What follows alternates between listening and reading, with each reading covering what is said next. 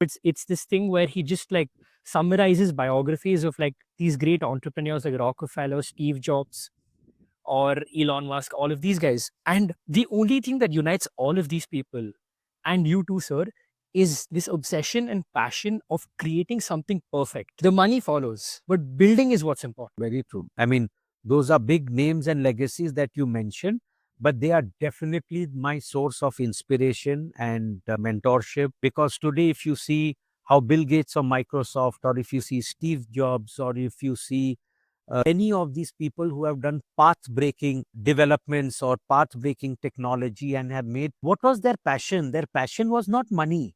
Their passion was, how can we come up with disruptive technology to make human lives and living more convenient and easier? That is pretty much their principle.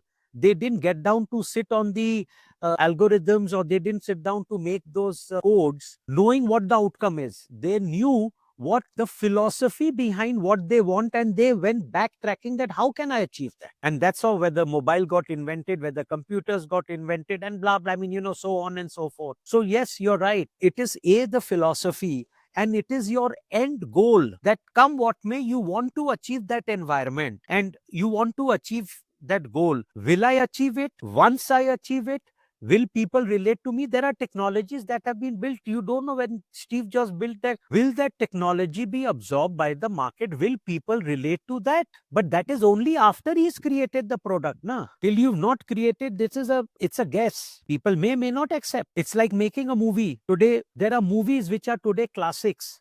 Bombed. The biggest example is Sholay. Sholay initially bombed, and then sudden. So what happens is, you might make masterpieces, but not necessarily that people will relate or might take time to relate to it. So there's inherent belief, and the work being done for yourself as compared to chasing external validation is critical. Very. I have never in my life seeked external validation. Never, never. I raise my bar every day morning that I wake up. That's a policy that I have. If I've achieved something, very clear next day. So that is not a great feeling, because I tell you, nobody around me is happy, because I come across as someone who's never satisfied. I come across as someone who's never happy. And I'm not happy with myself either, if you ask me. Because every day I'm looking at ways, means, how can we better the situation? How can we better our environment? And then that obviously creates a disruption, right?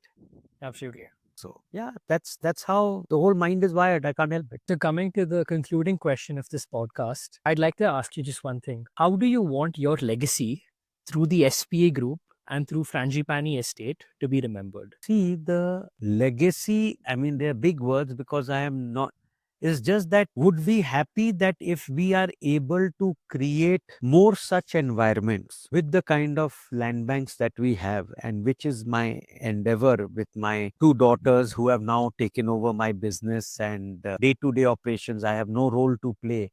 And with God's blessings, they have really started looking things for last couple of years, and I have no day-to-day role. So the only thing, when I reflect back now itself, is that what more can we do to make people's lives happier? And I would like people to know us more for giving them luxury without burning their pockets. Because for me, always I have believed that luxury is not about the price tag. It is about the value proposition of what you are getting into. Luxury of space, luxury of environment, luxury of clean air, luxury of... I guess I would like our legacy of SPA Group to be remembered on those fronts. Not as somebody who's become the number one developer with top line sales of X, Y, Z, or done this or done that. No. We just want to remain under the radar.